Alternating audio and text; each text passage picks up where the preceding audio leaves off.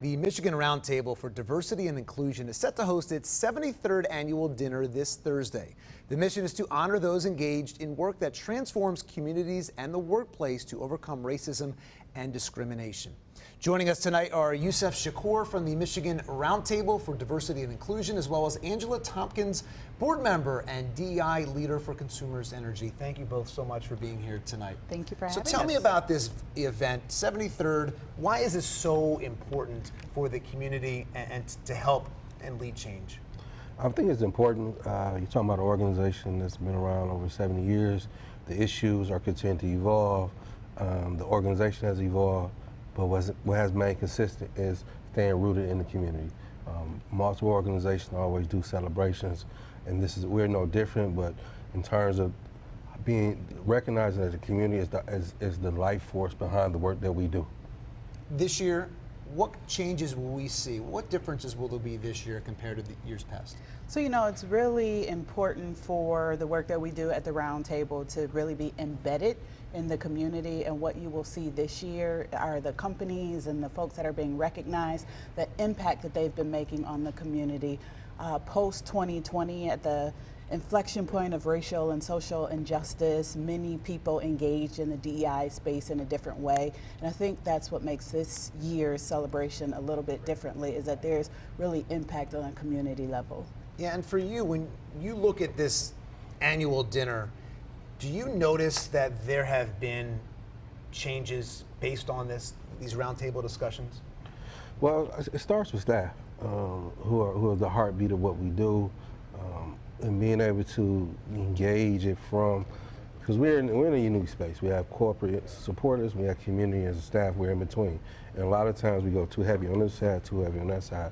And so the dinner is that place where, again, we're finding our right mix, our right balance, and the ability to be able to see the production of the change is incorporating that. Right? So most events, high stakes folks over here or community folks over. For us, we're mingling everybody together. Like, at the end of the day, the most valuable person is the one that loves the work that we do in the community, and being able to say, well, no matter where you're at, we all have a heart for community. Are you seeing change, though? Am I seeing change? Yeah, absolutely, you see change, but is there room for improvement? Absolutely, and I think that's what the Roundtable is about, our partnership with our community sponsors, and being able to hold ourselves accountable. So like you asked the question, one unique thing is different. Like, we're doing it at Focus Hope. Anybody know the history of Focus Hope? It's a partner by default, but also we're challenging our sponsor, we're challenging our community. Like, our commitment is to Detroit and to the broader Detroit by having folks coming into in the heart of a neighborhood in Detroit that you more likely you wouldn't come. Angela, as a board member, what can be done to take this another step forward? What are some things that you see that, look, we can get even better with this?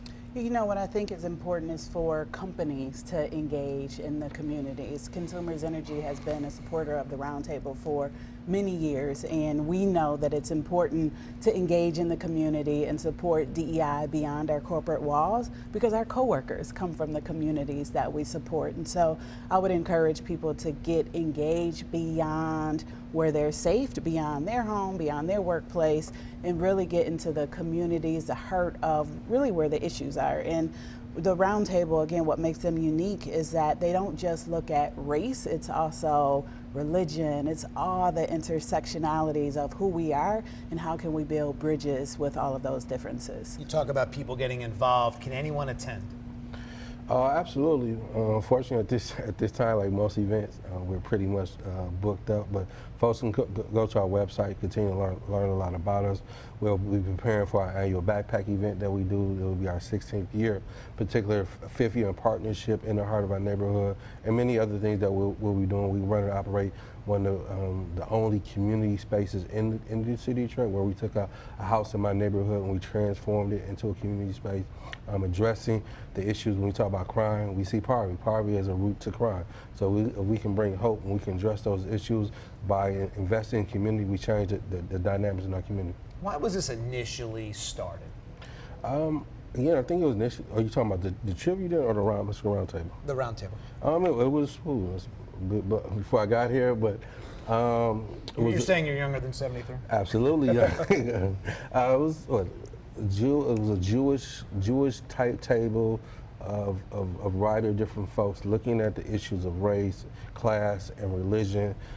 As we continue to evolve, I think the benchmark was when affirmative action got taken out of Michigan, which is a very liberal state.